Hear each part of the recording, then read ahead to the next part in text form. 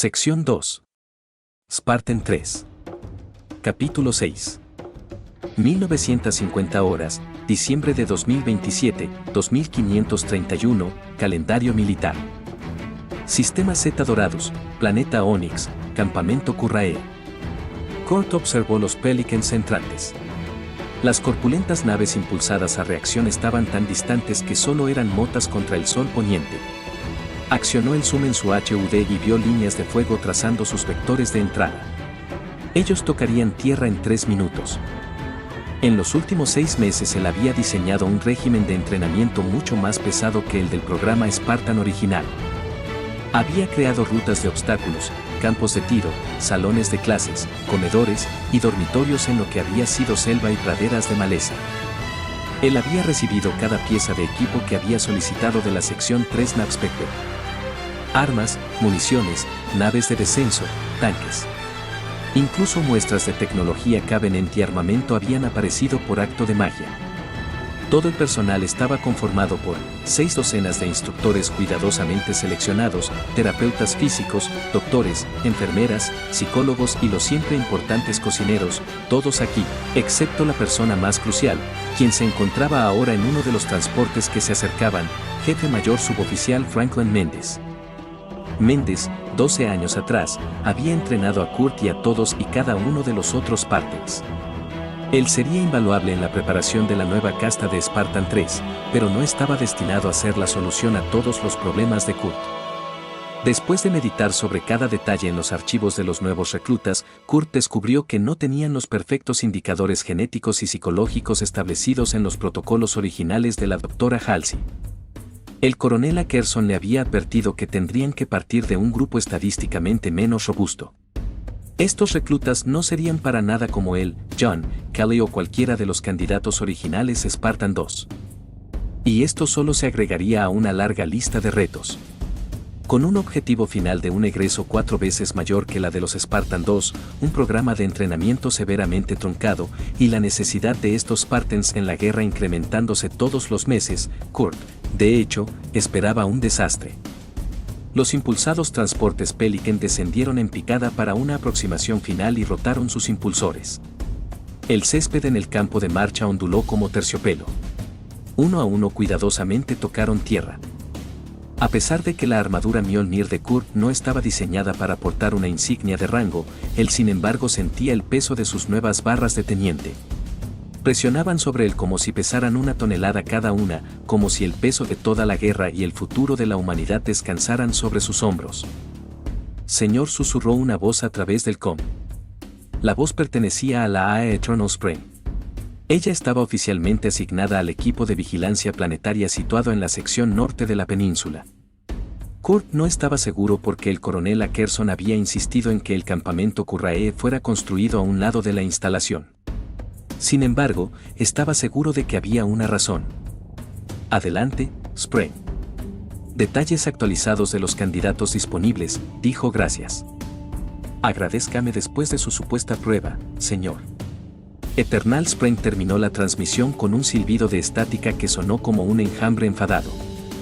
Persuadido por el alto mando de la sección 3, Eternal Spring había accedido a dedicar 9% de su procesamiento al programa Spartan 3. La IA era de la variedad, lista, que significaba que no había límites en su capacidad de creatividad o conocimientos. A pesar de su actitud teatral ocasional, Kurt estaba feliz de contar con su ayuda. Kurt parpadeó y accesó a los datos de los candidatos en el HUD de su casco. Cada nombre tenía un número de serie y estaba ligado a un historial de archivos.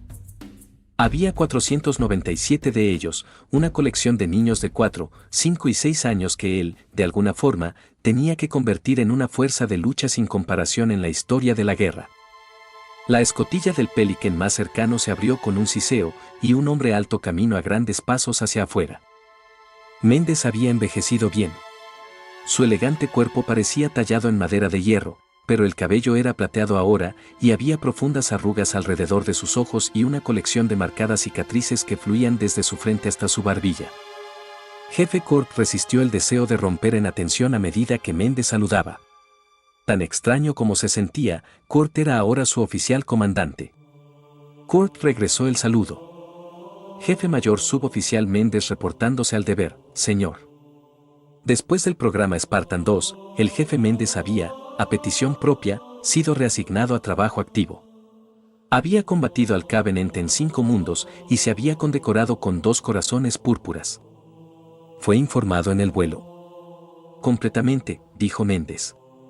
Mientras miraba a Kurt en su armadura Mjolnir, se reprodujeron emociones sobre su rostro, respeto, aprobación y determinación. Conseguiremos entrenar a estos nuevos reclutas, señor. Esta era precisamente la respuesta que Kurt había esperado. Méndez era una leyenda entre los Spartans.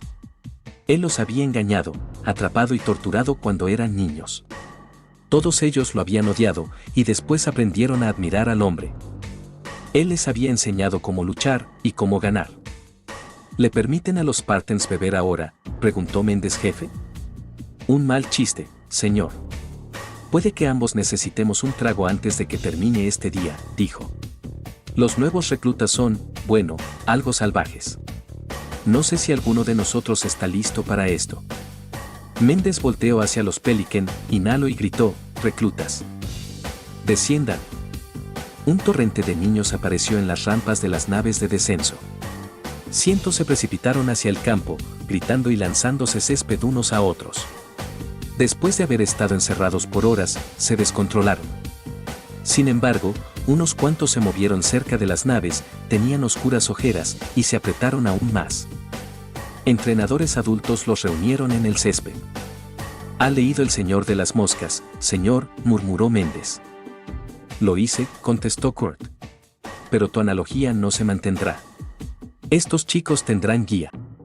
Tendrán disciplina. Y tendrán una cosa que los niños ordinarios no tienen, ni siquiera los candidatos Spartan 2. Motivación. Kurt se conectó al sistema de megafonía del campamento. Aclaró su garganta y el sonido retumbó sobre el campo como un trueno. Casi 500 niños furiosos se detuvieron en sus caminos, guardaron silencio, y giraron sorprendidos hacia el gigante en la brillante armadura esmeralda. Atención, reclutas, dijo Kurt y se paró con los brazos doblados. Soy el teniente Ambrose. Todos ustedes han soportado grandes dificultades para estar aquí. Sé que cada uno de ustedes ha perdido a sus seres queridos en Jericho 7, Harvest y Vico. El Covenant los ha dejado huérfanos a todos ustedes. Cada niño lo miraba fijamente, algunos con lágrimas ahora destellando en sus ojos, otros con puro odio ardiente. Voy a darles una oportunidad para que aprendan cómo luchar, una oportunidad de convertirse en los mejores soldados que el UNSC jamás haya producido, una oportunidad de destruir al Covenant. Les estoy dando una oportunidad para ser como yo, un Spartan. Los niños se amontonaron a su alrededor, cerca, pero ninguno se atrevió a tocar la brillante armadura verde pálida. Sin embargo, no podemos aceptarlos a todos, continuó Kurt. Hay 500 de ustedes. Tenemos 300 plazas de entrenamiento. Así que, esta noche el CPO Méndez se la sintió. Hacia el jefe ha preparado una forma de separar a aquellos que realmente quieren esta oportunidad de los que no. Kurt le extendió una tableta de datos. Jefe. Ante el honor Méndez se mostró en shock por solo una fracción de segundo. Leyó rápidamente la tableta, frunció el entrecejo, pero asintió. Sí, señor, susurró. Méndez les gritó a los niños. ¿Quieren ser Spartans? Entonces regresen a esas naves.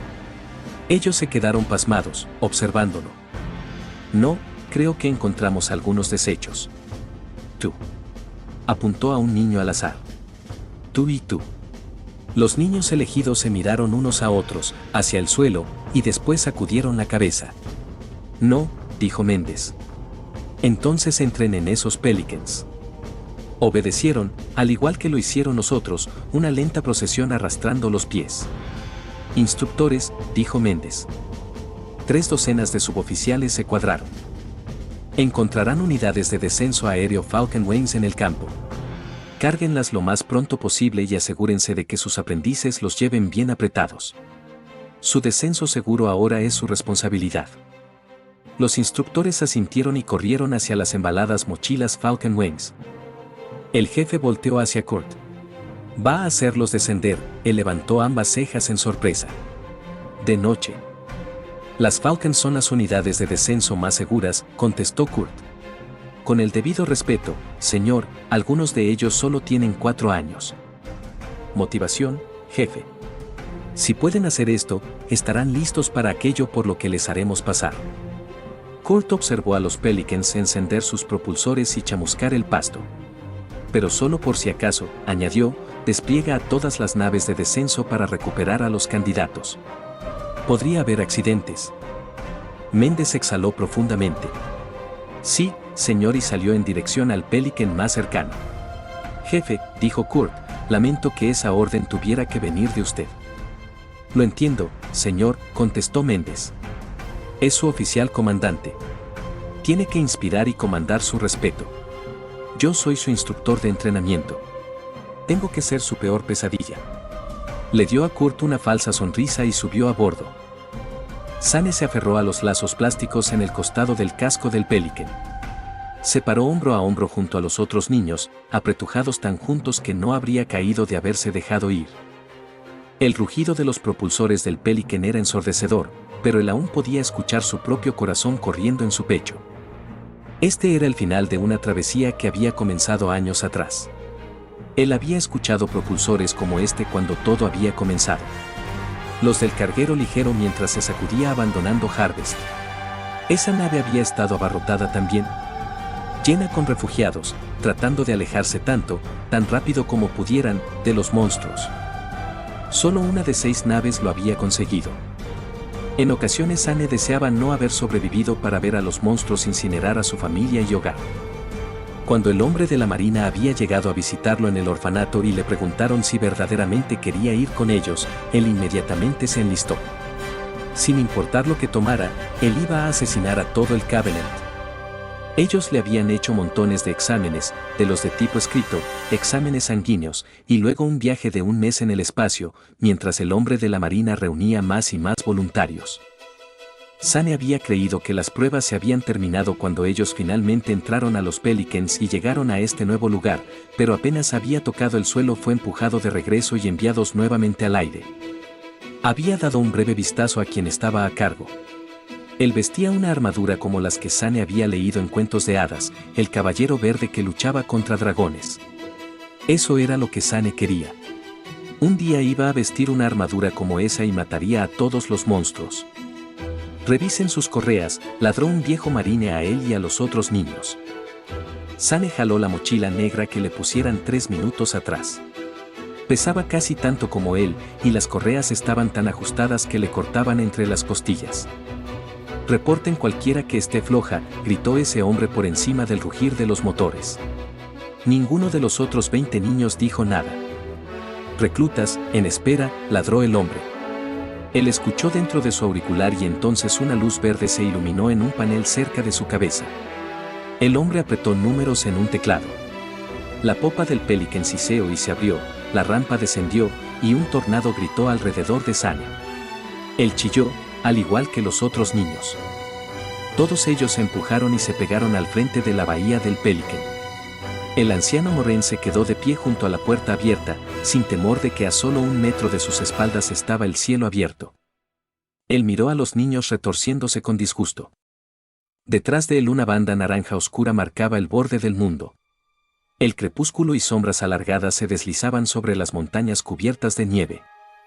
Formaran una línea y saltaran, gritó el hombre. Ustedes contarán hasta 10 y jalarán esto.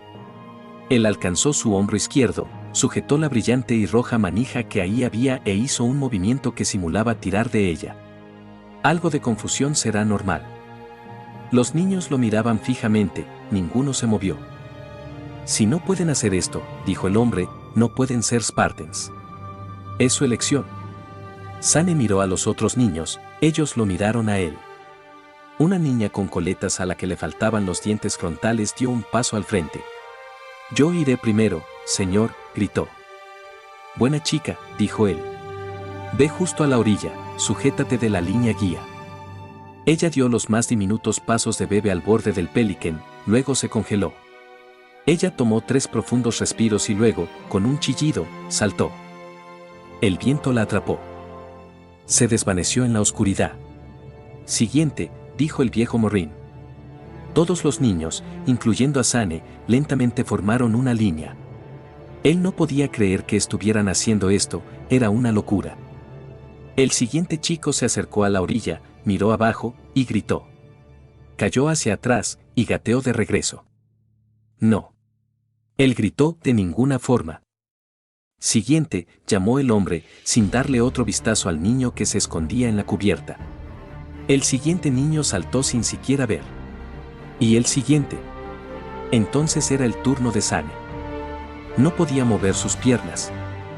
Apresúrate, perdedor, dijo el niño detrás de él y le dio un empujón. Sane tropezó hacia adelante, deteniéndose a solo medio paso del borde. Volteó y se detuvo a sí mismo para no empujar hacia atrás a este niño. El chico era más alto que Sane por una cabeza, y su oscuro cabello le caía en los ojos, haciéndolo parecer que había perdido la frente. Sane no temía a este fenómeno. Giró para encarar la noche que pasaba más allá de él. Esto era a lo que Sane le temía. Las piernas de Sane se llenaron con concreto congelante. El veloz viento era tan fuerte que no podía escuchar nada más, ni siquiera a su corazón martillando. No podía moverse, estaba atorado en el borde. No había forma de que pudiera saltar. Pero ahora estaba tan asustado que no podía acobardarse y darse la vuelta tampoco. Sin embargo, si se sentaba y después lentamente avanzaba hacia atrás. Muévete, idiota, el raro niño tras él lo empujó. Fuertemente. Sane cayó fuera de la rampa y dentro de la noche. Dio vueltas y gritó hasta que no pudo respirar. Sane vio destellos de la reluciente puesta de sol, la tierra negra, las montañas cubiertas de blanco y las estrellas. Vomitó. Algo de confusión será normal. La manija roja. Tenía que sujetarla. Alcanzó su hombro, pero no había nada ahí. Clavó las uñas en su hombro hasta que dos dedos encontraron la palanca. Tiró fuertemente. Hubo un sonido desgarrador y algo se desenvolvió desde su mochila. Sane se sacudió con fuerza y quedó erguido con sus piernas azotándose en pos de él y con los dientes apretados por la repentina desaceleración quebrantahuesos. El mundo giratorio se detuvo. Jadeando y pestañeando para quitarse las lágrimas, Sane vio el último rastro de luz ámbar desaparecer desde el borde del planeta y las estrellas delicadamente se mecieron de un lado a otro alrededor de él. Sobre su cabeza el viento silbaba y rasgaba a través del cielo negro. Cuerdas conectaban a Sane con esta ala, y sus manos instintivamente las tomaron. Cuando las jaló, el ala giró y se inclinó en esa dirección. El repentino movimiento lo aturdió nuevamente, así que la soltó. Sane entrecerró los ojos y divisó siluetas nadando alrededor de él, negro sobre negro como los murciélagos de Harvest. Esos tenían que ser otros niños. Deslizándose al igual que él. Su rostro se calentó cuando recordó cómo se había acobardado en el último minuto dentro del Pelican, enfrente de todos. Inclusive esa niñita había saltado. Sane no quería volver a estar tan asustado de nuevo jamás. Tal vez se imaginaba que ya estaba muerto. Entonces no habría nada de qué temer. Sería como si hubiera muerto con sus padres en Harvest. Él convocó esta imagen mental, muerto y sin nada que temer, y para probarlo, miró hacia abajo. Debajo de sus pies balanceándose, había un cuadro verde de 2 centímetros. Después de un momento, se dio cuenta de que era el campo donde todos los Pelicans habían aterrizado. Diminutas líneas serpenteaban desde el campo iluminado por pequeños apuntadores de luciérnaga. Nada a qué temer, susurró, tratando de convencerse a sí mismo. Se forzó a sí mismo a tirar de las cuerdas, apuntando hacia abajo y acelerando hacia el campo verde. El viento se deslizó a través de la negra ala de seda y rasgó la cara de Sane. No le importó. Quería llegar rápido abajo. Tal vez si era el primero en llegar abajo, les mostraría a todos que no estaba asustado. Sane vio gente pequeña y marcas de abrasión donde los Pelicans habían quemado el césped. Y ningún otro paracaídas aún. Bien, sería el primero. Y aterrizaría enfrente del caballero verde. Sane golpeó el suelo. Sus rodillas golpearon como pistones en su pecho sacándole el aire. El ala negra atrapó la brisa, poniéndolo nuevamente en pie y arrastrándolo a través del césped y la tierra. Jadeó buscando aire, pero no estaba asustado. Estaba enfadado por lucir tan estúpido teniendo que luchar con este paracaídas. El Falcon Wings golpeó la cerca y se atoró ahí, revoloteando. Sane se puso de pie y se liberó solo del arnés. Algo caliente goteó bajando por sus piernas. No había manera de que hubiera estado tan asustado para orinarse en sus pantalones. Con temor, miró. Era sangre. La piel detrás de sus piernas estaba en carne viva. Dio un paso tentativo y el fuego avanzó subiendo por ambos muslos. Se rió. Sangre u orina, ¿qué importaba? Lo había logrado. Hey, idiota, ¿qué es tan divertido? Sane volteó y vio al niño que lo había empujado. Yacía en el pasto, medio enredado en su arnés. Sane avanzó directo hacia él, ignorando el dolor en sus piernas. El niño se colocó en una rodilla y levantó la mano para saludar. Soy Rob. Sane lo golpeó directamente en la nariz. Sangre salió a chorros de la cara del niño y él se tambaleó. Iba a pagar por empujarlo. Era el único que sabía que Sane se había congelado en la orilla y se había acobardado. Tendría que pagar por ello también. Sane comenzó a golpearlo con sus puños izquierdo y derecho. El niño levantó los brazos para defenderse de los golpes, pero Sane conectó algunos muy buenos, despellejándose los nudillos. Robert embistió a Sane con la cabeza, y él cayó. Robert se puso de pie, se quitó de encima el arnés, luego gruñendo saltó sobre Sane. Ellos giraron en el pasto, pateando y golpeando. Sane escuchó un fuerte chasquido y no estuvo seguro si era un hueso suyo o de Rob el que se rompía. No le importó, él continuó golpeando y golpeando hasta que la sangre se desbordó dentro de sus ojos y no pudo ver más. Manos enormes sujetaron a Sane y lo jalaron de un golpe. Aún soltando golpes, Sane conectó con uno de los marines, hiriéndole el pómulo. El hombre lo soltó. «Quietos», ladró una voz con autoridad cuasi divina. Sane parpadeó y se limpió la sangre de los ojos. El hombre de cabello plateado que les había dado la orden de saltar estaba de pie entre él y el otro niño. El Marine que había golpeado hacía presión con una mano sobre el ojo hinchado y dijo: «Jefe, estos dos se iban a matar el uno al otro». «Puedo verlo», dijo el anciano. Asintió aprobatoriamente hacia Sane y luego volteó hacia Robert. Robert ignoró al anciano y dio un paso hacia Sane con las manos levantadas. «Dije, quietos». Robert dejó caer los brazos y se tambaleó hacia atrás como si hubiera sido zarandeado. «Creo que tiene razón, sargento», dijo el marine mayor. «Realmente pudieron haberse matado uno a otro». Él sonrió, solo que no era una sonrisa. Era más como si estuviera exhibiendo sus dientes. Muy bien, esa manera de luchar quedó en ellos después de su primer salto, un salto nocturno. Mi Dios, solo espero que el resto de ellos sea así. Capítulo 7. 0000, horas, enero de 2019, 2532, calendario militar. Transmisión de banda limitada.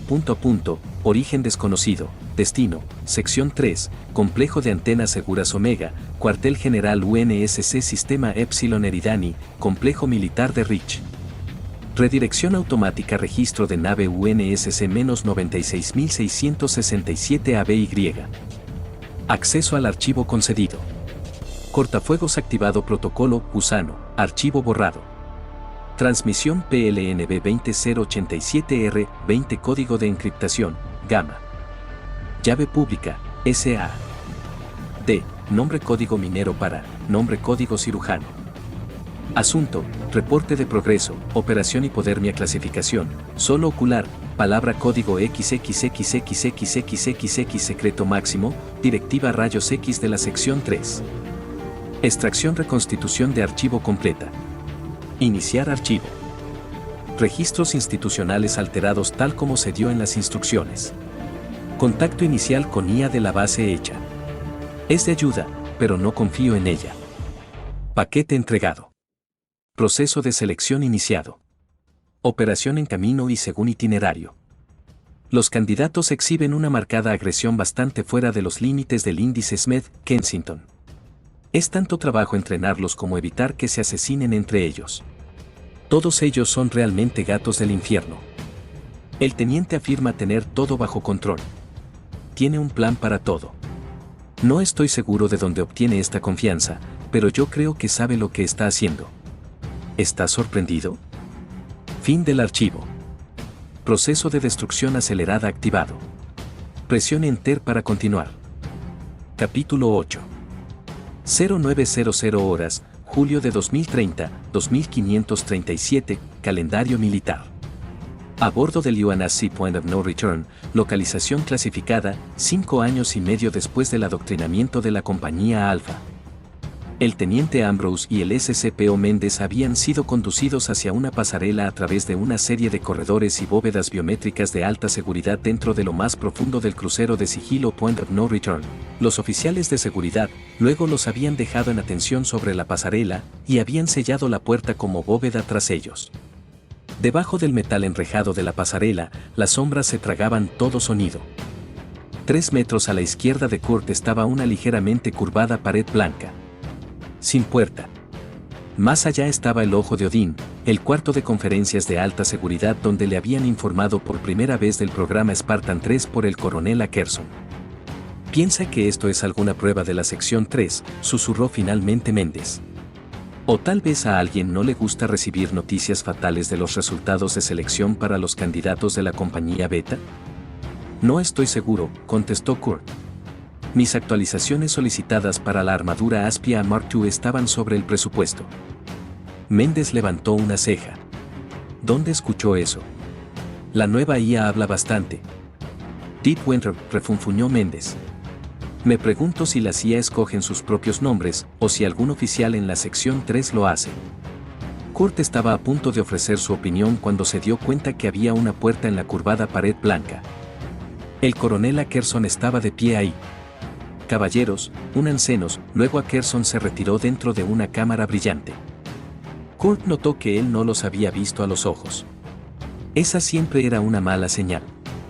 Ellos entraron, y conforme cruzó el umbral, Kurt sintió estática arrastrarse sobre su piel. Los muros cóncavos iluminados eran desorientadores. Kurt se enfocó en el centro de la sala semiesférica, en la mesa negra de conferencia. 2 oficiales estaban sentados ahí, observando fijamente las pantallas holográficas que flotaban en el aire sobre su superficie. Ackerson los llamó con la mano. Una mujer estaba sentada dándoles la espalda, opuesto a ella se sentaba un caballero de edad avanzada. El hombre tenía los cabellos grises y empezaba a quedarse calvo.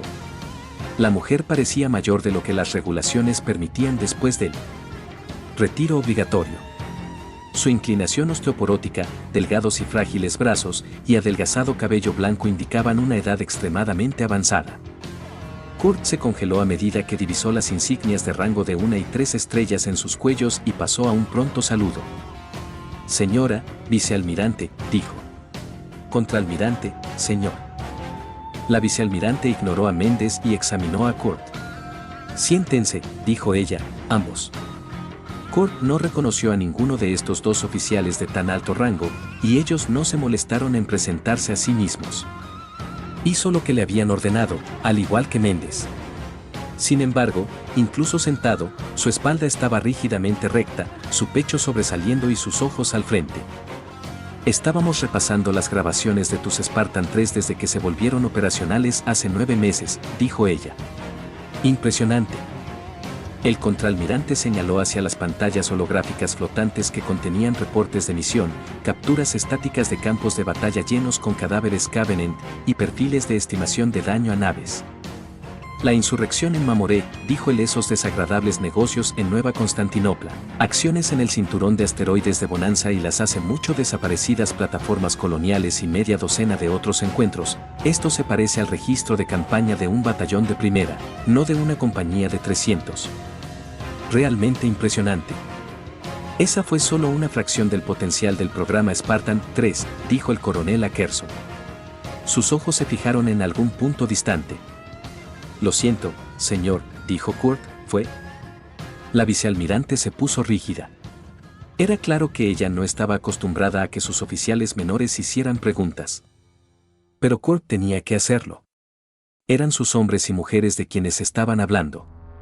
Él había mantenido sus ojos y oídos abiertos por noticias de la compañía Alpha y había cultivado fuentes de inteligencia fuera de la ONI, de la sección 3 y de Beta 5.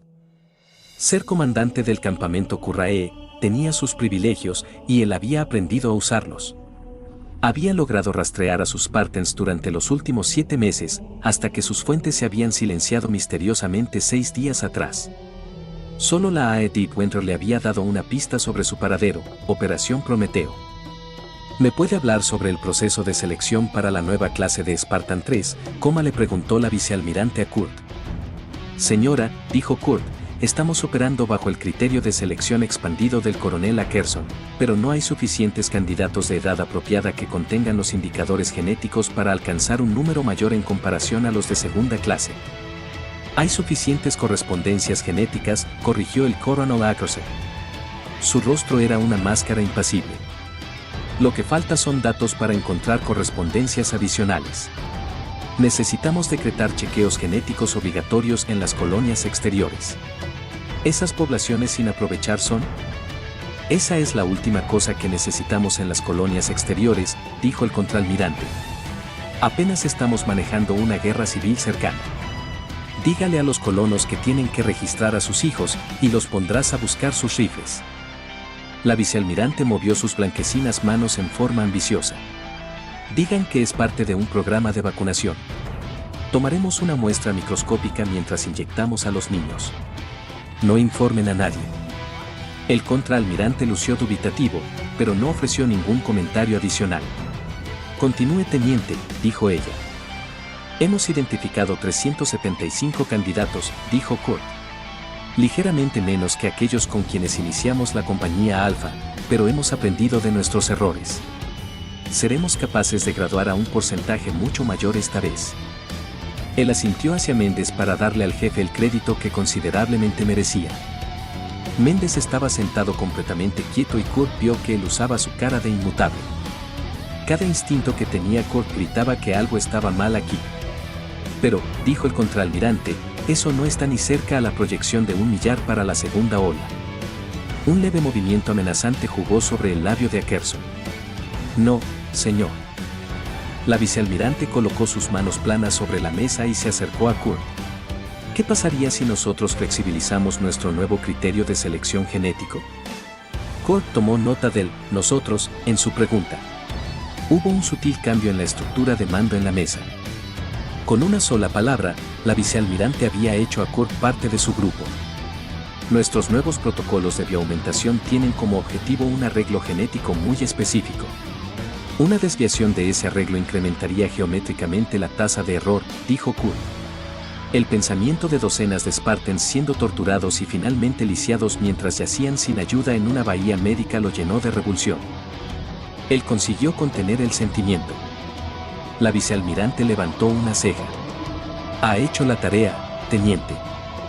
De cualquier forma, conforme nuestra tecnología de aumentación mejora, dijo Ackerson, un día seremos capaces de expandir los parámetros de selección, tal vez para incluir a la población general completa.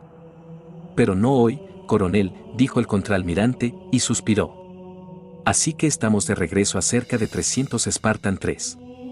Así tendrá que ser entonces. Kurt quería corregirlo, 300 nuevos Spartans más aquellos en la compañía Alfa. Sigamos con la revisión de la compañía Alfa y la operación Prometeo, dijo la vicealmirante, y su rostro se oscureció. El coronel Ackerson aclaró su garganta.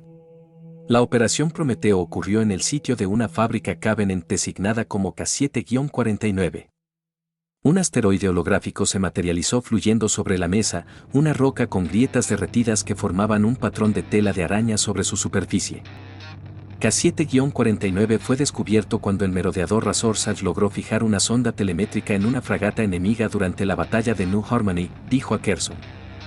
Ellos después siguieron a la nave a través del desliespacio, de hecho, es la primera y única ocasión que esta tecnología funciona, debo añadir. Y ellos descubrieron esta roca a 17 años luz de la frontera exterior del UNSC. La imagen se amplificó, revelando imágenes a altitud media de fábricas en la superficie que emitían humo y carbonilla, y mostraron que las fisuras volcánicas eran canales de metal derretido fluyendo. Una red como de telaraña rodeaba el asteroide, diminutas luces pestañeaban en los filamentos, y partículas negras se deslizaban cerca. Aumento espectral, dijo el contraalmirante, nos mostró para qué están utilizando todo ese metal. La vista cambió y se hizo más cercana. Las redes como de telaraña eran vigas de 100 metros de ancho, y las partículas negras aparentaban ser los huesos de ballenas en órbita sobre K7-49, una docena de naves de guerra Covenant parcialmente construidas. Kurt tuvo un momento difícil para creer lo que estaba viendo. Tantas naves. ¿Qué tan grande era la flota Covenant? ¿Y solo a 17 años luz de la frontera del UNSC? No podía ser nada menos que el preludio de un asalto final. K7-49 es un enorme atracadero orbital, explicó Ackerson. Todo el volcanismo aparente es artificial, creado por esto. Volvió a teclear en su tableta de datos. 30 manchas infrarrojas aparecieron en la superficie del asteroide. Reactores de plasma de alto rendimiento que extraen componentes metalúrgicos, los cuales son refinados, moldeados y después transportados vía haces gravitatorios para su ensamble final. La operación Prometeo fue una operación con inserción de alto riesgo a la superficie de K7-49, explicó el contraalmirante. 300 Spartans golpearon el suelo a las 0700 horas del 27 de julio. Su misión era deshabilitar tantos de estos reactores como fuera posible, suficientes para que los contenidos líquidos de la instalación se solidificaran y obstruyeran permanentemente su capacidad para producir aleación. Luego, el coronel Ackerson dio un golpecito al visualizador holográfico. El sistema Star y Teamcam grabaron el proceso de la compañía Alpha. Un puñado de los puntos infrarrojos en la superficie del asteroide destelló y luego se enfriaron oscureciéndose. La resistencia inicial fue ligera. Ackerson oprimió un botón y una nueva ventana se abrió. En esta pantalla los Spartans en sus armaduras SPI se movían, sus patrones de camuflaje cambiaban imperfectamente contra el metal derretido y el humo negro de la fábrica. Kurt deseó que sus actualizaciones sugeridas para el software de la armadura SPI hubieran sido implementadas antes de que la compañía Alpha se graduara. Hubo una emisión de suprimidas ráfagas de ametralladoras, y una manada de mitigados trabajadores Grunt cayó muerta. Después de 2 días, dijo el almirante, 7 reactores fueron dejados inoperativos y una contraofensiva fue finalmente organizada por las fuerzas Covenant existentes. Un nuevo video apareció. Los Jackals, parecidos a buitres, se movieron en escuadrones a través de largos patios y se formaron sobre pasajes abovedados. Eran más organizados que su contraparte Grunt y trabajaban en equipos de asalto, metódicamente despejaron sección por sección. Pero Kurt sabía que sus Spartans no serían acorralados. Ellos serían los cazadores. 30 Jackals se movieron hacia un patio circular, donde los ingenieros cuidaban una agitada piscina de metal derretido. Los Jackals limpiaron cada escondite, y luego comenzaron a cruzar, precavidamente escaneando los techos. Las olas explotaron y mandaron a los Jackals al suelo. Fuego de francotirador derribó a los Jackals aturdidos antes de que pudieran levantar sus escudos. La contraofensiva Covenant fue neutralizada, continuó el contraalmirante, y durante los siguientes 3 días. La compañía Alpha destruyó 13 reactores más. La amplificada perspectiva infrarroja del asteroide cambió. 2/3 de su superficie se habían enfriado a un rojo opaco. Pero, dijo el contraalmirante, una masiva contraofensiva apareció en órbita y descendió a la superficie. El coronel Ackerson abrió 3 ventanas holográficas más, los Spartan 3 enfrentaban élites en el suelo, intercambiando fuego desde cobertura. Aeronaves Banshee se deslizaban bajando de las cimas de edificios. 2 Spartans dispararon desde sus hombros, misiles tierra-aire y detuvieron en seco el asalto aéreo. En el 7º día, dijo el almirante, refuerzos Covenant adicionales arribaron. El video de la cámara de un casco mostró una docena de Spartan, cojeando y cayendo en un paisaje al rojo vivo de metal distorsionado. No había conexión entre las unidades. Ningún equipo de 2 hombres cubriéndose uno al otro. En el fondo empañado por el calor, los élites tomaban posiciones superiores con buena cobertura. Hasta ahora, dijo el contraalmirante, 89% de los reactores han sido destruidos. Han provocado suficiente enfriamiento para concluir completamente la operación. La compañía Alpha fue despojada de su nave de extracción Calypso. La ventana mostrando a los Spartan 3 se inclinó de costado cuando el dueño del casco con la cámara cayó. Ackerson giró la ventana holográfica 90 grados para rectificar la imagen. 3 Spartans permanecían de pie, disparando suprimidas ráfagas desde sus MA-5K detrás de una aeronave Van-Zee estrellada. Entonces, rompieron la cobertura y corrieron rápidamente, solo un segundo antes de que la aeronave fuera destruida por un mortero de energía. Etiquetas de identificación amigo-enemigo al pie de la pantalla identificó a estos Spartans como Robert, Sane y, siendo trasladada entre ellos, Jen. Ella había sido la primera candidata en saltar aquella primera noche de iniciación. El cambio apareció en otra ventana. La presión de Robert y de Sane estaba cerca del límite de hipertensión. Los signos vitales de Jen eran una línea continua. Verlos así, se sentía como si alguien introdujera una estaca metálica dentro del pecho de Kurt. Un par de Hunters Covenant bloquearon la retirada de los Spartans. Ellos levantaron sus brazos con sus cañones de barra de combustible de 2 metros de largo. Robert les descargó su rifle de asalto, lo que difícilmente hizo que el par retrocediera mientras rebotaban fuera de su gruesa armadura. Sane cambió a su rifle de francotirador y disparó a través del vientre descubierto de uno de los Hunters, y luego puso 2 rondas en el abdomen indefenso del otro. Ambos cayeron al suelo, pero aún se movían, solo incapacitados momentáneamente. Mientras tanto, equipos de asalto elite aparecieron a los costados y desataron una descarga de aguijones y disparos de plasma. Robert recibió un disparo de plasma en el estómago, que se quedó allí pegado, quemando a través de su armadura SPI como si fuera de papel. Gritando, consiguió recargar y rociar en modo completamente automático su MA-5B al elite que le había disparado. El cambio mostraba su corazón en paro total, pero él a pesar de eso tomó una granada, quitó el seguro, y la lanzó al equipo de asalto enemigo, luego se derrumbó. Sane pausó para mirar a Robert y Jen, luego volteó de regreso al equipo de asalto elite, y disparó en ráfagas controladas de 3 rondas. Más élites aparecieron, rodeando al solitario Spartan. El rifle de Sane crujió, vacío. Él sacó su pistola M6 y continuó disparando. Un mortero enemigo detonó como un pequeño sol a 2 metros de él. Sane giró por los aires, y luego aterrizó vulnerablemente, inmóvil. Y eso es todo lo que tenemos, indicó el coronel a Kerson. Kurt continuaba observando la pantalla llena de estática, su corazón corriendo, medio esperando que el video continuara de nuevo y mostrara a Sane reuniendo a Robert y Jen, y así juntos dejaran cojeando el campo de batalla, heridos, pero vivos. Por 7 años Kurt los había entrenado, y había crecido su respeto hacia ellos. Ahora estaban muertos. Su sacrificio había salvado incontables vidas humanas, y aún así Kurt sentía como si hubiera perdido todo. Él quería apartar su vista de la pantalla, pero no podía. Esto era su culpa. Les había fallado. Su entrenamiento no los había preparado. Él debió haber corregido los defectos en sus trajes Mark I y debió haberlos arreglado más rápido. Méndez alargó el brazo y dio un golpecito a la tableta de datos del coronel. La pantalla piadosamente se puso en blanco y se desvaneció. A Kerson le disparó una mirada al jefe, pero Méndez lo ignoró.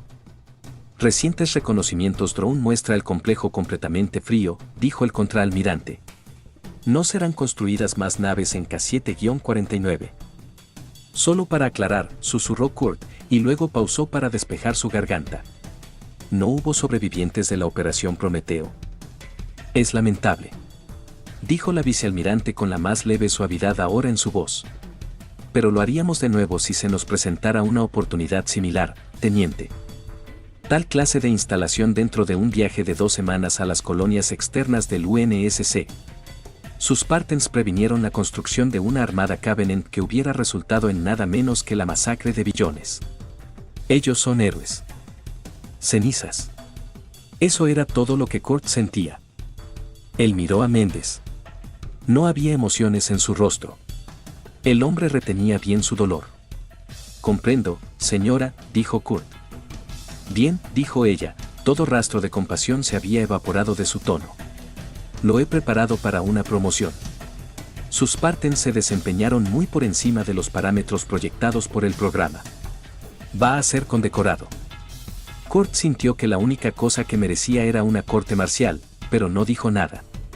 Ahora quiero que se enfoque y acelere el entrenamiento de los Spartans de la compañía. Beta, dijo ella. Tenemos una guerra que ganar. Capítulo 9. 1620 horas, agosto de 2024, 2541, calendario militar. Sistema Zeta Doradus, cerca del campamento Currae, planeta Onyx, 4 años después de la operación Prometeo de los Spartan 3 de la compañía Alpha. Las balas hicieron que el barro salpicara cerca de la cabeza de Tom. Se alejó empujándose hacia el interior del agujero, aferrándose a la tierra, intentando estar lo más plano posible. La ironía era que el equipo Foxtrot lo había hecho todo al pie de la letra. Puede que esa fuera la lección de hoy: actuar al pie de la letra no siempre funciona. Tom los había dirigido a través del bosque, evadiendo a los francotiradores y a las patrullas de instructores que esperaban para saltar sobre ellos. Se lo hicieron demasiado fácil. Esa debió haber sido su primera pista. Los instructores nunca les hacían las cosas fáciles. Cuando llegaron al campo abierto, chequeó el perímetro. No había nadie allí. Esperó, sin embargo, chequeó y recomprobó.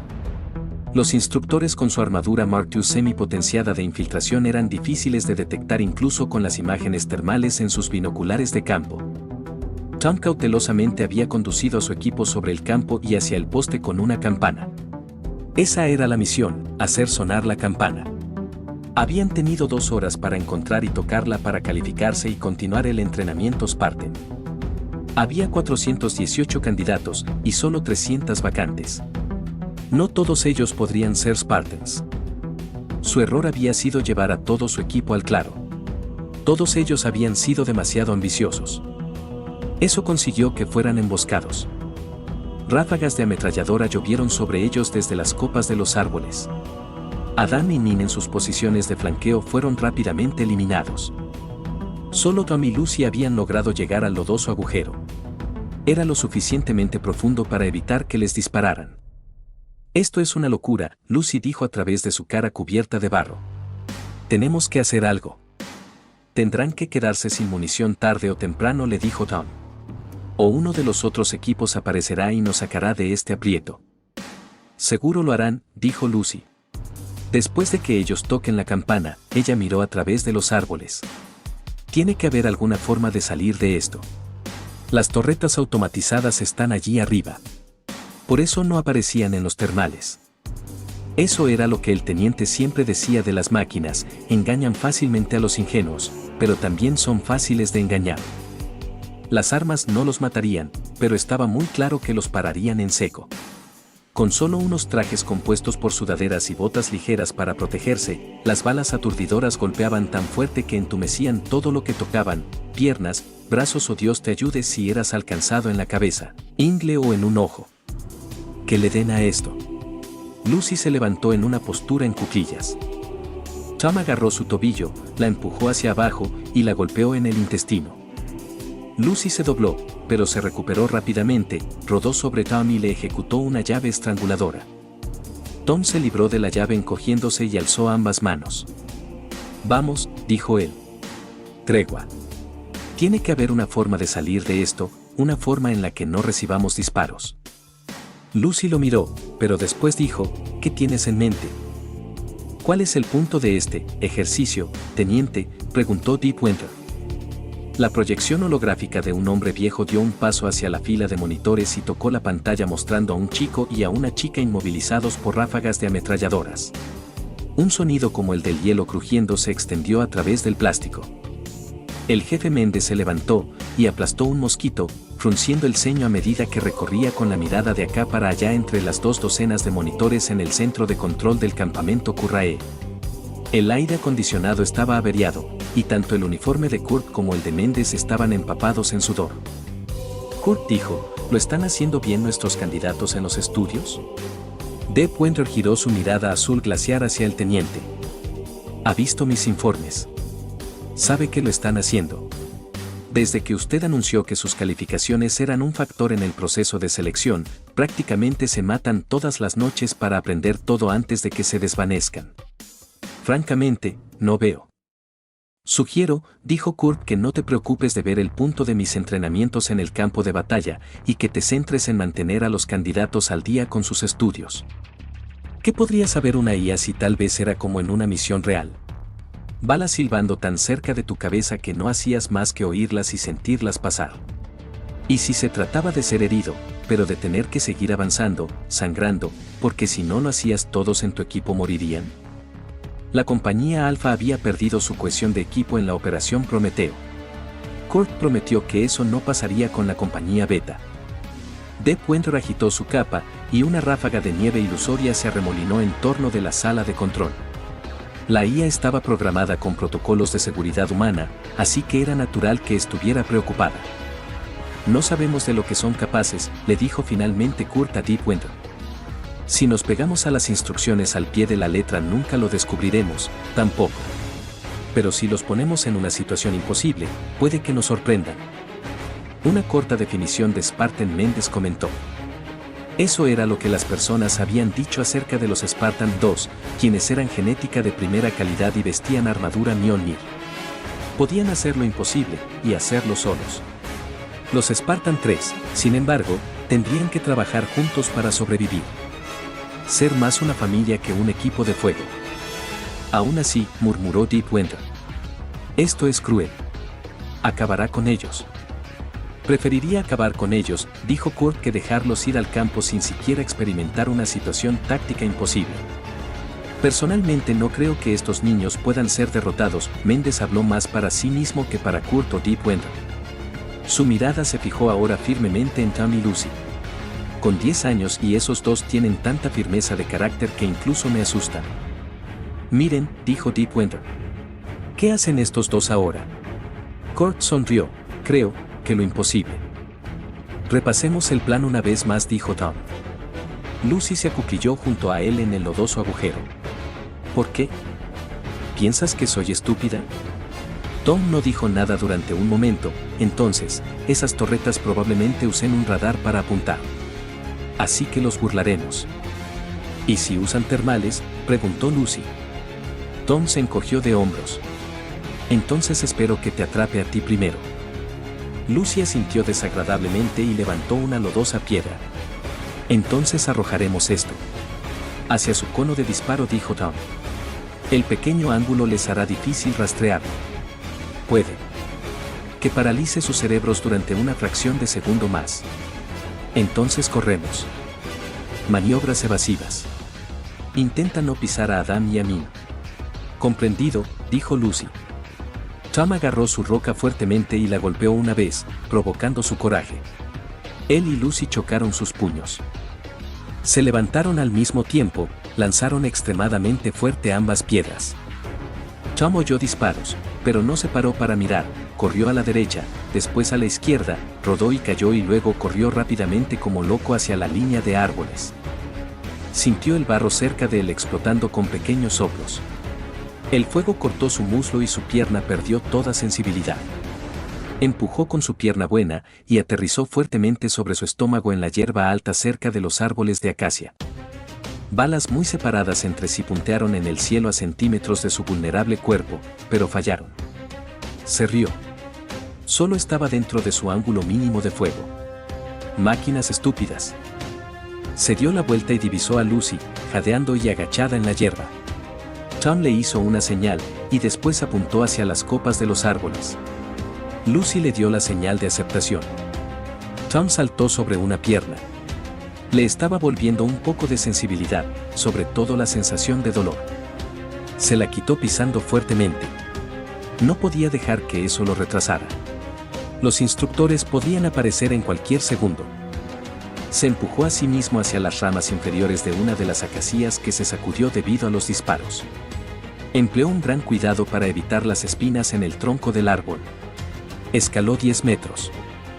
Sentada en una plataforma había una vieja ametralladora M212 XP conectada a su control de disparo automático. Se movió hacia adelante y atrás, esperando a que un objetivo se presentara. Tom alcanzó la cima y desconectó los cables de la formación de radares, y después el suministro de energía. El arma se paralizó. Escaló hacia la plataforma y desatornilló los pernos de sujeción. Sacó el arma de la plataforma.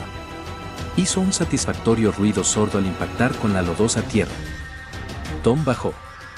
Agarró la ametralladora, limpió el cañón, y arrancó el control de disparo automático que permanecía. Hizo una prueba de disparo de una ráfaga de 3 balas sobre el tronco del árbol. Impresionante, dijo él. Lucy había bajado de su árbol también, con la ametralladora balanceada sobre su hombro. Se movió hacia el campo para ayudar a Adam y Min a levantarse. Vamos, dijo ella. Aún tenemos una campana que tocar. Adam impulsó a Adam y después a Lucy para formar una escalera humana, y luego Min escaló e hizo sonar la campana. Nunca nada había sonado tan bien. Todos ellos bajaron. Ahora un poco de devolución, dijo Tom. Adam, Min, tomen posiciones de vigilancia, señaló en esos árboles allí y allí. Ellos asintieron y corrieron hacia los árboles. Tú, yo y estos, le dijo Tom a Lucy, dándole palmadas a su ametralladora. Nos situaremos allí, apuntó a un largo peñasco. Yo estaré allá, asintió hacia la alta hierba al borde del campo. ¿Y harás qué?, preguntó ella. Bueno, hemos limpiado el campo y hecho sonar la campana. Creo que con los otros equipos llegando y tocando la campana en tiempos récord. Lucy sonrió. Los instructores vendrán corriendo y disparando. Los instructores del campamento Currae eran una mezcla cautelosamente elegidos de suboficiales, médicos y los fracasos de la primera clase de Spartan. Los fracasos siempre se salían de su camino para hacer que las vidas de los reclutas Spartan de la compañía Beta fuera un infierno. 2 años antes, el equipo Rayo X se desvaneció en un rutinario ejercicio en el norte. Un montón de los niños decían que había fantasmas por allí, ojos flotantes en la jungla, pero todos sabían en realidad que los instructores habían hecho algo y lo habían ocultado. Incluso la ONI vino y cercó el lugar. Lo llamaron Zona 67 minutos y declararon que estaba absolutamente fuera de los límites. Era momento de enseñarle a esos instructores que no podían escapar si amedrentaban a la compañía Beta. Min silbó desde la copa del árbol. Los equipos Romeo y Echo se escabulleron hasta estar a la vista. Tom le señaló y explicó el plan. Los equipos Zulu y Lima se les unieron, y pronto 2 docenas de reclutas estaban dispersos entre los árboles y la hierba, observando y esperando. Solo pasaron 15 minutos antes de que un silbato sonara a las 3 en punto. Hubo un sutil movimiento en la hierba al borde del campo. Tom señaló a sus exploradores para que volvieran mientras Lucy maniobraba para conseguir una línea mejor. Tom corrió agachado para interceptarlo. Vio 3 objetivos. Sus armaduras SPI mimetizaban la hierba bien, pero no lo suficientemente bien para cubrir la hierba separada a sus pies. Se giraron para encarar a Lucy. Tom disparó, rociando al nivel de la rodilla donde la armadura era más débil. 3 contornos con forma humana aplastaron la hierba, gritando y convulsionando mientras las balas de goma llovían sobre ellos. Lucy se unió y abrió fuego. Cuando los gritos pararon, Tom se movió y les arrancó su armadura, revelando a 3 instructores muy aturdidos. No se habían identificado, así que según las reglas de combate fueron considerados como objetivos. Adam corrió y lo ayudó y Lucy desnudó sus cuerpos. Pistolas y MA5K, ambas con munición aturdidora, dijo Adam. Lucy agarró 2 puñados de granadas y sonrió. Granadas cegadoras. Ahora, dijo Tom, sonriendo, esto se vuelve realmente interesante. La luna había salido y establecido. La hierba estaba húmeda con el rocío y el estómago de Tom rugía tan alto que pensaba que podría revelar su posición en la oscuridad. 5 oleadas de instructores habían llegado y fueron neutralizadas por el equipo de defensa de los reclutas Spartan, ahora armados, blindados y totalmente equipados. Los instructores fueron atados en el medio del campo alrededor de la campana. Como rehenes. Tom y los otros Spartans estaban trabajando juntos como nunca antes lo habían hecho. Y estaban ganando. Estaba hambriento, húmedo, y tenía frío, pero Tom no le daría tregua a nadie en toda la galaxia. Oyó el crujir de una rama en la hierba alta, se volteó, con su ametralladora apuntada por encima de la cintura. No había nada allí, y nada en los termales, tampoco. Debía estar nervioso. Una mano apretó su hombro, mientras otra mano le arrebataba la ametralladora de su agarre. El jefe Méndez permanecía de pie sobre él. A su lado estaba el teniente Ambrose. Tom medio esperaba que Méndez le disparara justo allí. Creo que es suficiente, gruñó Méndez. El teniente se arrodilló al lado de Tom y susurró, buen trabajo, hijo. Capítulo 10. 0420 horas, febrero de 2019, 2551, calendario militar. A bordo del UNSC Hopeful, espacio interestelar, sector K-009, 5 años después de la operación torpedo de la compañía beta de Spartan 3 en Pegasi Delta. Kurt caminó por los vacíos pasillos del UNSC Hopeful y penetró en el atrio. Brillantes luces en lo alto imitaban un realista sol. Los recirculadores de aire hacían crujir una pequeña arbolada de robles blancos. Olió lavanda, un perfume que no había experimentado desde que era niño. La característica más extravagante del Hopeful, sin embargo, era la curvada ventana de 10 metros en el atrio, algo totalmente desconocido en cualquier otra nave de la flota de la UNSC. Sin embargo, el Hopeful era diferente a cualquier otra nave de la flota. Los oficiales navales la describían como la cosa más fea que en toda la vida hubiera flotado en gravedad cero. La nave había sido construida antes de que hubiera habido actividad rebelde de importancia en las colonias. Una corporación médica privada había adquirido 2 estaciones de reparaciones desguazadas, cada una de ellas era una placa de 1 kilómetro cuadrado de andamio, grúas y tranvías de carga. Esas 2 placas habían sido conectadas para formar un sándwich descentrado y en el interior un moderno hospital y una instalación de investigación habían sido construidos. En 2495 el UNSC había confiscado la nave, añadido motores, sistemas defensivos mínimos, 6 reactores de fusión y un sistema Transluz Shou Fujikawa, y transformaron el Hopeful en el mayor hospital móvil de campaña de la historia. Mientras la mayoría de los oficiales navales coincidían en que era fea, todos los marines enlistados con los que Kurt había hablado le habían declarado que era la cosa más hermosa que habían visto jamás. El Hopeful había tomado proporciones míticas con los hombres y mujeres que tenían que luchar y morir en las líneas del frente. Había sido dañada, pero había sobrevivido en 18 importantes batallas navales contra fuerzas rebeldes y en 4 encuentros con el Covenant. El personal de la nave y la tecnología tenían una reputación salvando vidas, en muchos casos literalmente devolviendo a los muertos a la vida. Hoy la nave había sido situada en espacio interestelar, esencialmente en medio de la nada, por orden de la vicealmirante Parangoski. Y mientras los miles de pacientes críticamente enfermos no podían ser evacuados, las 8 cubiertas que rodeaban al grupo de acoplamiento Bravo habían sido despejadas de cualquier personal mientras la ONI traía su equipamiento y personal. El programa Spartan 3 tenía que permanecer bajo un manto de secretismo absoluto.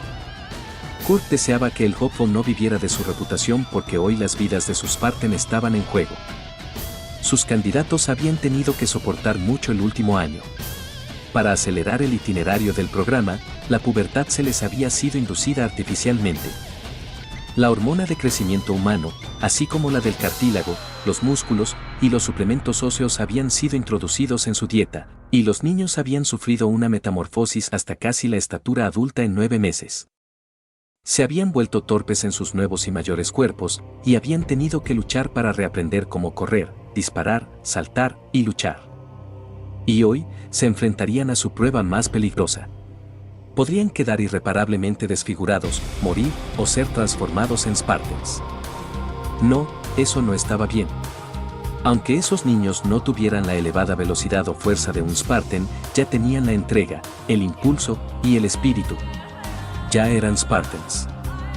Kurt oyó botas chasqueando mientras bajaba el pasillo, después amortiguados pasos que cruzaban el césped del atrio. «Teniente, señor». Un hombre y una mujer jóvenes se acercaron con los largos y bajos pasos de gente que había pasado mucho tiempo en microgravedad. Vestían uniformes navales estándares portando las rayas de un suboficial de segunda clase. Ambos tenían el cabello negro cortado al ras y oscuros ojos. Kurt había tenido que tirar de algunos hilos para mantener a los supervivientes de la compañía beta de Pegasi Delta con él. El coronel Ackerson había querido a Tom para sus propias operaciones privadas. Y la siempre silenciosa Lucy había evadido por poco una clasificación de inadecuada para el deber y un reasignamiento permanente a la rama psicológica de la ONI para evaluación. Había tenido que recurrir a la vicealmirante Parangoski, reclamando que necesitaba Spartans para entrenar Spartans. Por encima de las objeciones de Ackerson, ella aceptó. El resultado, Tom y Lucy se habían convertido en las manos derecha e izquierda de Kurt durante esos últimos años, y la compañía Gamma estaba compuesta de los mejores Spartans de la historia. Tom y Lucy pasaban mucho de su tiempo en su armadura SPI, le llevó un momento a Kurt reconocer a sus ayudantes. Sus armaduras, así como el resto de los trajes de infiltración semi-potenciada de la compañía Gamma habían sido equipados con nuevos camuflajes foto-reactivos para aumentar sus propiedades de camuflaje. Había otros equipamientos experimentales, capas de gel balístico, software actualizados y otras funciones que con suerte estarían en funcionamiento en menos de un año. Tom y Lucy rompieron en saludos simultáneos. Kurt devolvió el saludo. Informen. Los candidatos están listos para subir a bordo, señor, dijo Tom. Kurt se levantó y los tres recorrieron de vuelta el pasillo, penetraron en el grupo de acoplamiento Bravo. Tenía el tamaño de un desfiladero pequeño con la capacidad para hacer pasar simultáneamente una flota de naves de desembarco a través de su inmenso sistema de esclusa neumática. Había espacio suficiente para clasificaciones y tranvías que podían llevar a una compañía entera de soldados heridos a instalaciones quirúrgicas de emergencia. Las esclusas de aire chillaron y hubo una repentina ráfaga de aire frío. Docenas de puertas en la bahía se separaron y Pelicans entraron hacia el interior de la bahía sobre bases accionadas por vapor. Las rampas traseras de los Pelicans descendieron y los candidatos Spartan rompieron filas en hileras ordenadamente. Kurt les había informado sobre el procedimiento. Serían sedados y se les inyectaría cócteles químicos y serían alterados quirúrgicamente para darles la fuerza de 3 soldados normales, disminuir su tiempo de reacción neuronal y mejorar su durabilidad. Era el paso final en su transformación en Spartans. Era el día de la graduación. Les había advertido de los riesgos, también. Les había mostrado los videos archivados de los resultados de la fase de bioaumentación del programa Spartan 2, como más de la mitad de esos candidatos no lo habían logrado, ya sea muriendo debido al proceso o quedando tan malformados que no podían mantenerse en pie. Eso no pasaría con los Spartan 3 con los nuevos protocolos médicos, pero Kurt había querido una última prueba. Ninguno de los 330 candidatos había optado por dejar el programa. Kurt tuvo que pedirle al coronel Ackerson 30 vacantes extra para esa fase final. Simplemente no tenía en mente cortar a 30 aleatoriamente, cuando hasta el último de ellos estaba dispuesto y listo para luchar. Ackerson le había concedido su petición con gusto. Kurt permanecía de pie y saludó mientras las filas de candidatos pasaban por delante de él. Marchaban, devolviendo su saludo, con las cabezas en alto y los pechos fuera. De media con solo 12 años de edad, parecían más cerca de los 15 con la esculpida musculatura de unos atletas olímpicos, muchos tenían cicatrices duramente ganadas, y todos tenían un indescriptible aire de seguridad a su alrededor. Eran guerreros. Kurt nunca se había sentido tan orgulloso. El último candidato se demoró y luego se detuvo delante de él. Eras, número de serie G099, líder del equipo Saber.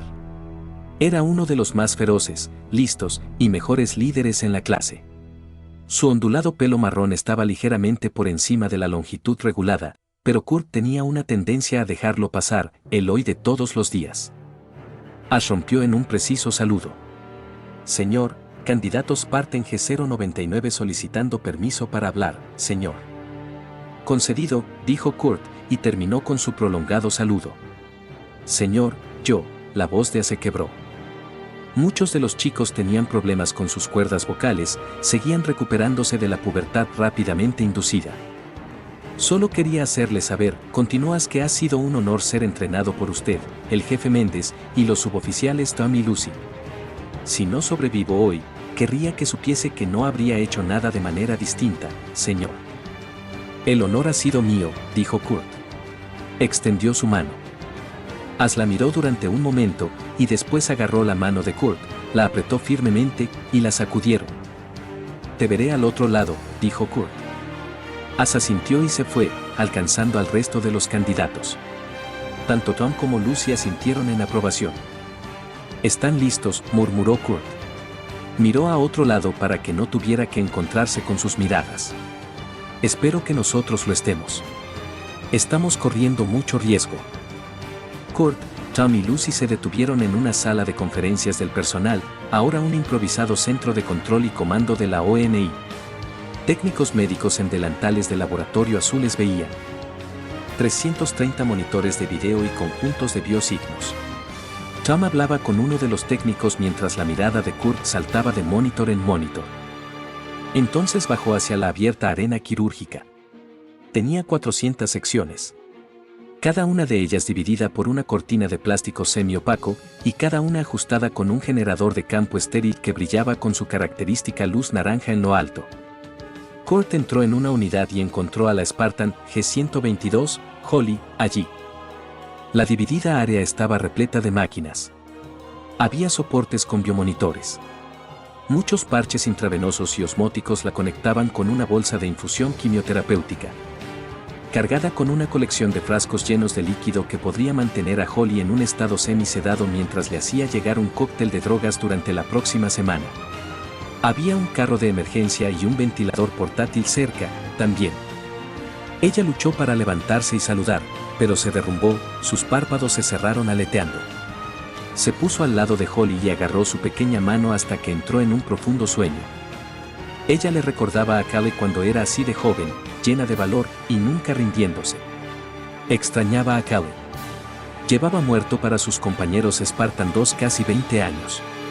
Los extrañaba a todos ellos. La bolsa de infusión quimioterapeuta siseó, los frascos rotaron hacia su lugar, pulsos micromecánicos hicieron ruidos sordos y se filtraban burbujas dentro de los líquidos coloreados. Estaba empezando. Kurt recordaba cuando atravesó la aumentación. La fiebre, el dolor, sentía como si sus huesos se estuvieran rompiendo, como si alguien hubiera vertido napalm en sus venas. Holly se movió. Los biomonitores mostraron un alfiler en su presión sanguínea y temperatura. Pequeñas ampollas aparecieron en sus manos y ella se las rascó. Se llenaron de sangre y entonces se ablandaron en costras rápidamente. Kurt palmeó la mano de Holly por última vez y después se dirigió a la infusión y levantó el panel lateral. En su interior había docenas de frascos con solutos. Entrecerró los ojos, leyendo sus números de serie. Divisó 8942 LQ99 dentro de la bolsa con infusión. Era el catalizador de osificación con carburo cerámico para hacer los esqueletos virtualmente irrompibles. Había un 8805 MX77, el complejo proteínico muscular fibrofódico que incrementaba la densidad muscular. 88947 OP24 era el número para el estabilizador de la inversión de retina, el cual amplificaba el color y la visión durante la noche. 87556 UD61 era la solución para la desunificación neural coloidal mejorada para reducir los tiempos de reacción. Había muchas otras, reductores de traumas, analgésicos, antiinflamatorios, anticoagulantes y reguladores de pH. Kurt buscaba 3 frascos en particular, unos con códigos de serie distintos, 0099-27-DG, 009127-PX y 009762-O, que no coincidían con ningún código logístico médico estándar. Allí estaban, burbujeando mientras sus contenidos eran drenados y mezclados con una precisión de picolitros. Oyó unos pasos que se acercaban. Kurt bajó el panel de la bolsa con infusión y dio un paso de vuelta al lado de Holly. Hubo un crujido de cortinas de plástico y un técnico médico con un delantal de laboratorio azul entró. ¿Hay algo con lo que necesite ayuda, señor?, preguntó el técnico. ¿Algo que pueda conseguirle? Todo está bien, mintió Kurt. Rozó al hombre mientras pasaba a su lado. Solo me iba. Capítulo 11. 0210 horas, febrero de 2020, 2551, calendario militar. A bordo del UNSCOP Full, espacio interestelar, sector K009. Kurt estaba sentado a solas en el atrio viendo el progreso de los candidatos en su tableta de datos. Había pasado las últimas 24 horas despierto, a su lado, y después tomó 4 horas de sueño. Volvería a ellas dentro de poco, cuando se levantará para felicitar a los candidatos. Corrección, felicitar a los Spartans. Hasta el último de ellos lo había logrado. Kurt deseaba poder sentirse aliviado, pero había demasiadas incógnitas. Teniente Ambrose, una voz femenina sonó por el Shepcom. Repórtese en el puente inmediatamente. Se levantó y marchó hacia el ascensor. Las puertas se cerraron y el ascensor se elevó a través de secciones de gravedad normal y cero. Kurt se agarró fuertemente a la barandilla.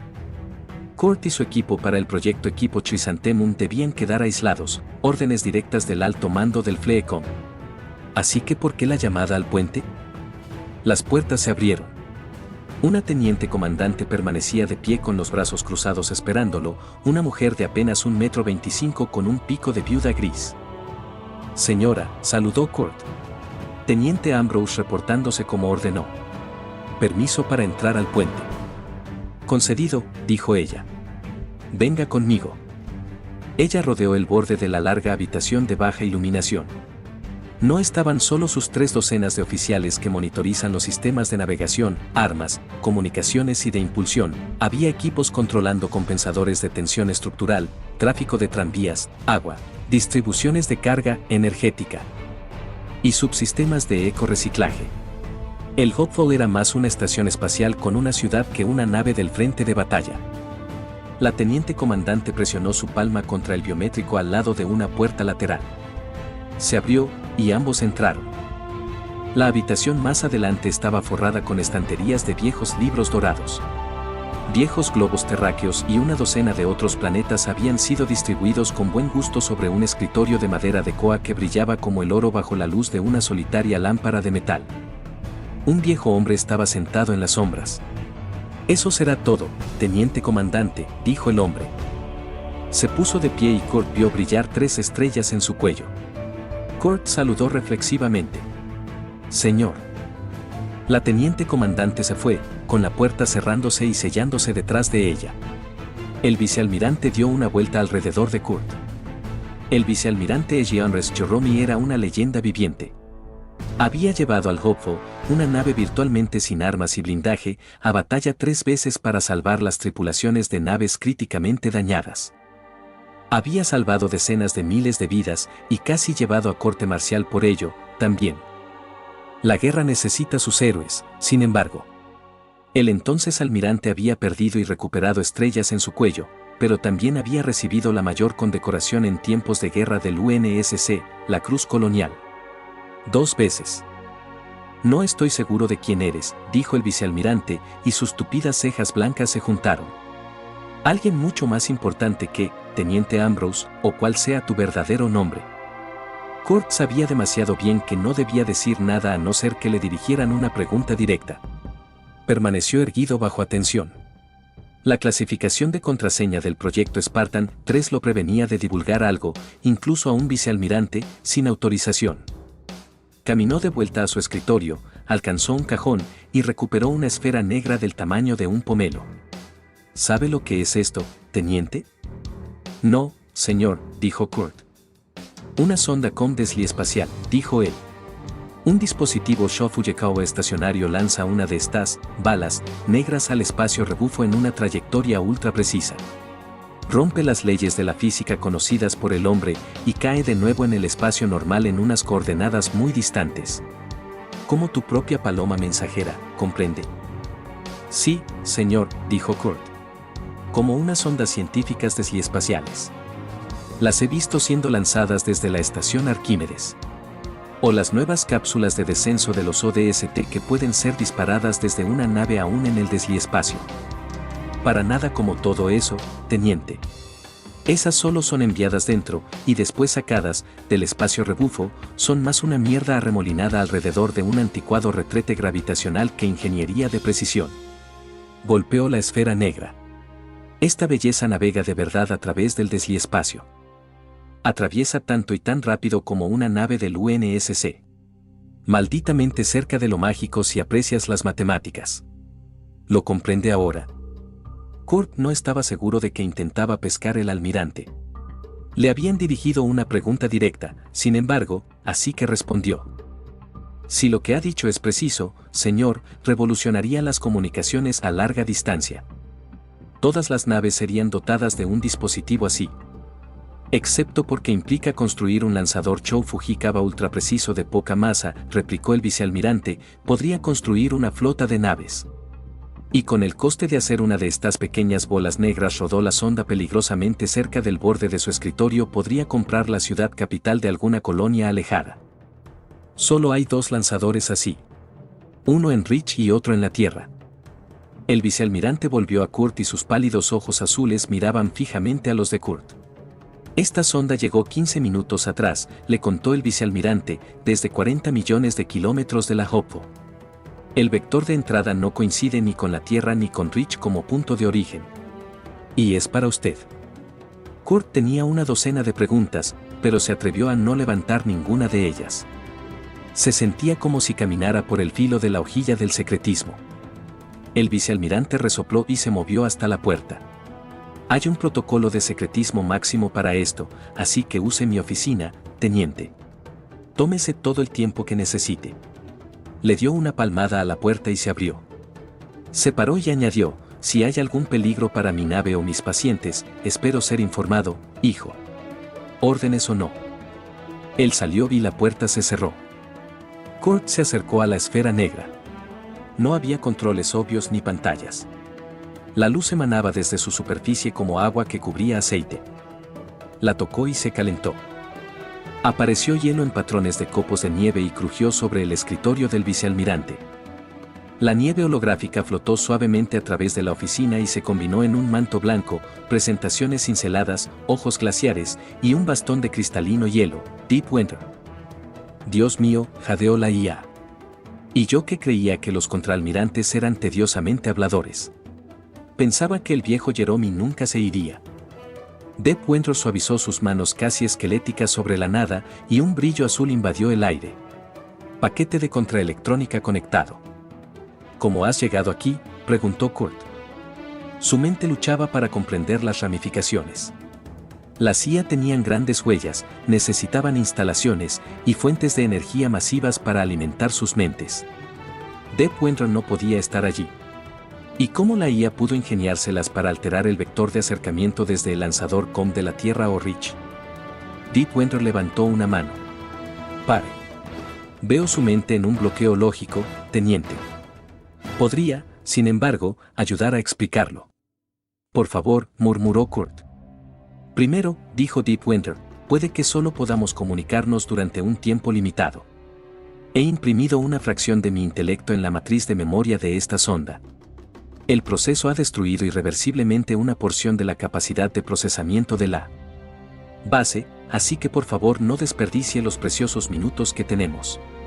Tampoco hay suficiente energía restante en esta sonda para un debate prolongado. Kurt asintió.